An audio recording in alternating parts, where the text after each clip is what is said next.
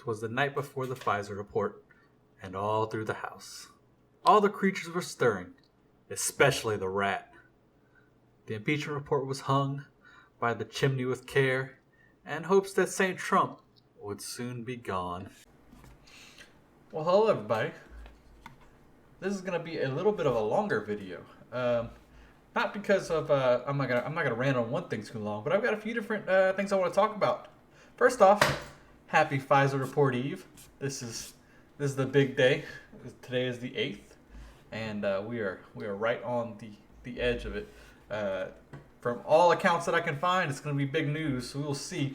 So this video is going to have probably about 3 or 4 different articles in it. I've got a few articles on the same topic, but about two or three articles of different stuff that I wanted to hit on. But first off, big news: the FISA report is coming. We've been hearing about it forever. People all over are going full insane mode over what's going to be in it. The Democrats are in attack mode. I think the reason they've drafted the articles of impeachment already has a big part to do with the FISA report coming out tomorrow.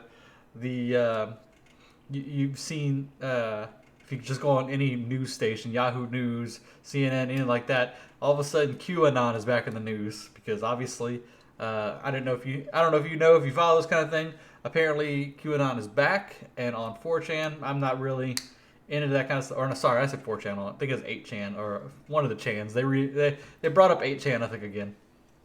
I don't follow it too much. It's one of those things where I follow it just out of I want to keep up with what's in the news, what's in the in terms of what I could potentially see. What is the far I say far right, the edges of politics saying, whether that's people who believe in maybe possible conspiratorial type stuff. Not saying it is, not saying it isn't. I have no opinion on what QAnon is, if that's real or not. But I follow that kind of stuff. I follow the left-wing stuff too, the more conspiracy side stuff, just because I like to have a balance. I like to see what everybody is saying. But it's so weird to see the name come back again, and that people find it relevant again. There was, I think, Fox News devoted a whole segment to it, and now you see all kinds of news reports picking it up on different stations trying to talk about it. But this first article is by the National Review. FBI failed to inform FISA court that Steele dossier was unreliable. I'll read a little bit of it, but essentially they didn't tell. The FBI decided not to say anything that all of their connections to Russia was dubious at best. The Justice Department's Inspector General has concluded that the FBI omitted crucial details in its request for warrants to surveil the Trump campaign associate Carter Page, saying that the agency neglected to mention that some of the information in the warrant applications were based on was shaky. I'm not going to read, like I said, the whole thing, but essentially that's what it is. And they go on to say that, however, the Inspector General did not say the FISA court should decline the grant warrants, and nevertheless concluded that political bias did not compromise the FBI's handling of the Russia investigation, which seems very, very, very weird to say, seeing as we've had so many FBI agents get fired or come out against the president. Obviously, the last head of the FBI was very much against the president, and they basically colluded with the Democrats to get this report out, and it was all found to be false, and they found nothing. So this is just another little tick towards the FISA report coming out tomorrow to see maybe we can get some more details on this and what's going on there. So that's that one. And then I wanted to read here. This is just more of them going on full attack mode. Trump abused presidency for own gain. Democrats' impeachment report concludes. I mentioned it before. I mentioned it before on this in my other video of saying that they've already concluded what it is. If you read the impeachment report, it was 200, 300 pages of bullcrap of them saying the same thing again. And a lot of it didn't even have anything new. It was interviews of people saying in their opinion what happened, and then a lot of pages of them quoting founding fathers and other members of Congress and stuff on why bribery is bad and it's wrong and stuff. But they still have no proof. But because the FISA report is coming out, I believe they are in full attack mode. They all of the news stations that are for them have gone. They've shut it down. There's no more discussion about it. He is guilty. He's wrong. He should be impeached, and we are signing the bill before anything happens. Look, LA Times board announces we're backing Trump for impeachment. We've seen enough, they said. One of the largest newspapers in the U.S. has come out in favor of the impeachment of Donald Trump for his flagrant abuse of power. The LA Times said that the inquiry hearings have produced overwhelming evidence that the president had perverted the U.S. foreign policy for his own political gain. Mr. Trump's attempt to pressure the Ukraine to investigate his rival Joe Biden was outrageous and corrosive of democracy, it added. The editorial also argued that the president should face articles of impeachment over his obstruction of both the ongoing House inquiry and Trump-Russia investigation by the FBI Special Counsel Robert Mueller. I don't know what they're saying here. Maybe this is an old, but the Trump-Russia investigation is over. I guess they're admitting that this is just an extension of the Trump-Russia investigation. I guess that's what they're saying, because it's definitely not. We've seen enough. The paper's editorial board announced on Saturday Trump should be impeached, even though they've still not found any evidence of anything. But whatever. They can say whatever they want. Now to get to the other thing I wanted to cover, the fun stuff. For the first time in U.S. history, a decade will pass without a country falling into recession. Even though you've got all this stuff coming out, the attacks. Trump, they say he stormed out of the NATO meetings because he was made fun of, even though they probably deserved it, and they shouldn't. He shouldn't even be talking to a lot of those people. The French president, I made a video about that.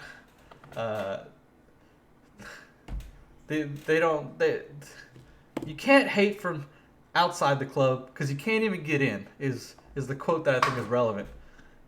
These people attacking Trump for not being more involved in NATO, when we are giving more money to NATO than every other country combined. They don't. France, for one, doesn't even give the appropriate amount. I know some of them have bumped the amount of money they're giving up to NATO, but we give 2% of our GDP to them, I believe it is. And it's just, don't get me started. Anyway, for the first time in U.S. history, in U.S. history, a decade will pass without the country falling into a recession. This is coming after the job report that just came out. We'll talk about that in a second. The last recession stretched from December 2007 until June 2009, unleashing 18 months of massive job losses, historic rates of home foreclosures, and the severe downturn also triggered a global financial crisis that some experts say contributed to the rise of authoritarian and populist leaders around the world. But the American economy is likely to defy that trend for the first time in nearly 170 years as it enters the 2020s. The 2010s would be the first time in a decade has come and gone without a nation falling into recession, which is commonly defined as 2 consecutive quarters of contracting gross domestic product. I don't think it has the numbers here. Yeah, here we go. There has been no recession because the growth rate of real GDP has been remarkably stable, although at a low average rate. Business Insider in an email noting a steady performance averaging out of 2% since 2010. Now, if you followed any of the Democrat talking points or anybody just against the president in general who's mentioned the economy, which I know they don't like to do that very often because it's never good for them, they mentioned that, the economy's growing, but it's not much. Obama and them had it going 3%. 3%. You just hear that number when that stuff is just unattainable. You can get there. You can beat China if you want. We can get 4%, 10%, doesn't matter. It's how much you're jamming down the throat and how much you don't care. You need, when it comes to growth, the number has to be steady. That's all. Why does it matter how much we grow? If we grow abysmal 1%, as long as we're growing, it doesn't really matter. They're so focused on the sprint. This isn't a sprint, it's a marathon. The growth is a marathon. As long as you go at a steady rate, if you can stay at 2% and never contract, then it's a big deal. You won't get crashes. You don't grow outside of your out of what you can. You got to live within your means in terms of growth as well. Because, like I said, you end up with 2008, where a bunch of people they pumped a lot of money into things like housing and stuff like that. Were giving houses to people that couldn't afford it because they're like, we're growing. Why does it matter how we're growing? It's the same thing in China. Why does it matter what they're doing? I guess you can basically you can use basically slave labor, and that's growth, right? If everybody's got a job, we're pumping it into. Why does it matter how it's going? It's so dumb.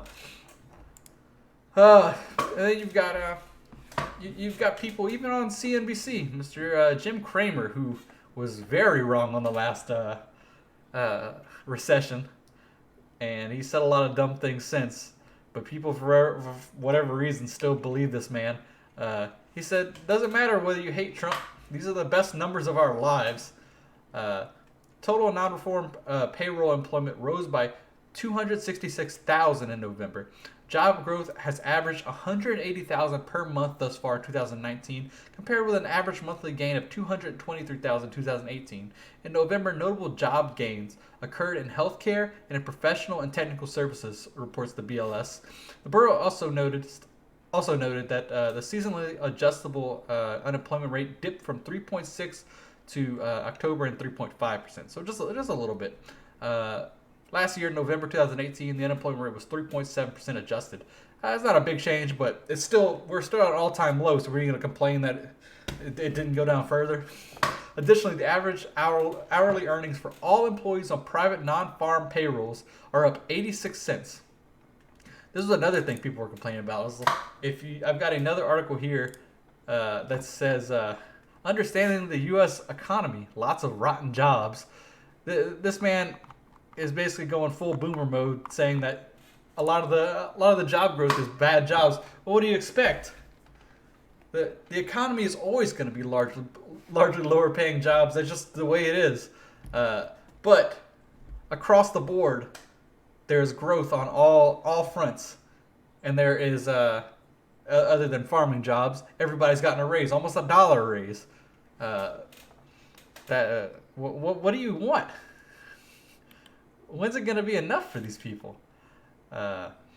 Host Joe Kernan asked Cramer, how can it last forever? Cramer replied, speaking directly on the ongoing trade war with China, it has to go up, Joe, because when we win the trade war, which you now know we're going to win now because we have the better numbers, then they're going to have to put jobs here. That's what they're going to have to do. And we're not even talking about that yet. In the end, the Chinese are going to have to put jobs here because the thing is, the president can walk away from the table with this number. Like he said, we're gonna win this. We're gonna win the trade war that they're under because China is all the numbers in China that people gawk over are all fake. They're not real. I don't understand why people don't get this. Like when you see China, like, oh, the explosion of growth. It turns out we don't give a shit about human rights and pollution and ethics and concentration camps and slave labor. Turns out when you don't care about any of that stuff and you're in the 21st century, you can just not give a shit. Like, turns out you can get some pretty good growth when you don't care. I think this is the other one that I wanted to read. Oh yeah. This is also people were complaining about. This was by the Daily Wire, where I got this article from. Trudeau had an argument with Trump basically, and they were comparing the countries. And Canada's job report also came out recently, and turns out they are way down. Canada's job market unexpectedly weakened for a second straight month, registering the biggest drop in employment since 2009, casting doubt on the resiliency of the domestic outlook.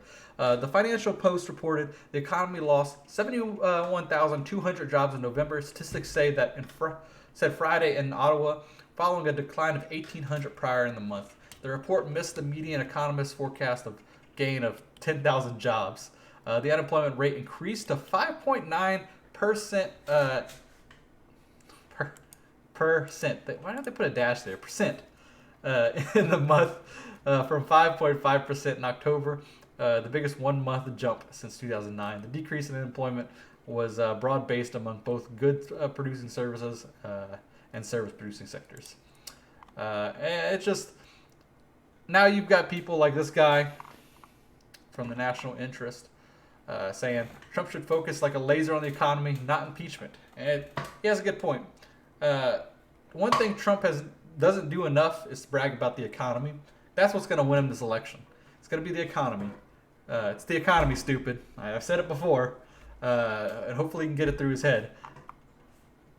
These impeachment reports, none of it matters. He's not going to be impeached. What he needs to do is every time he has an interview about the impeachment, just say, "Would you like to see my job report?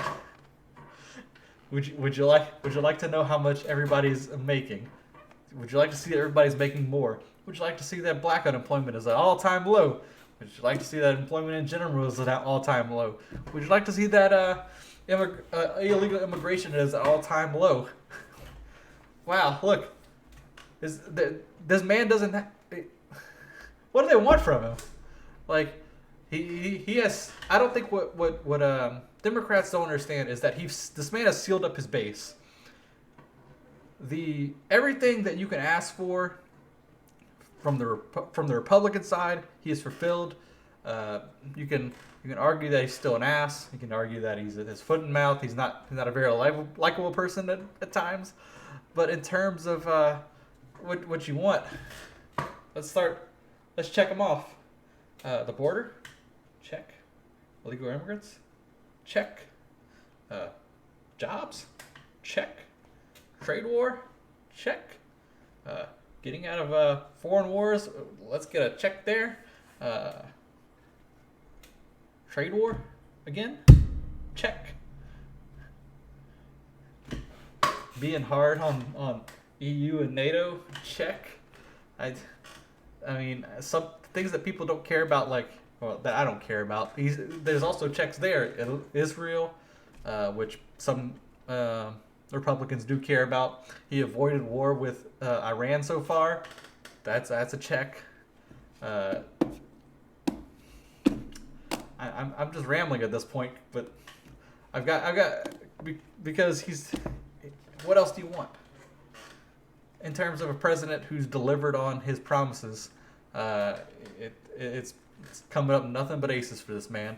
But let me finish there. I have another video coming. I wanted to talk a little bit about the shooting in Pensacola and Tulsi Gabbard. So stay tuned for that. Thank you guys.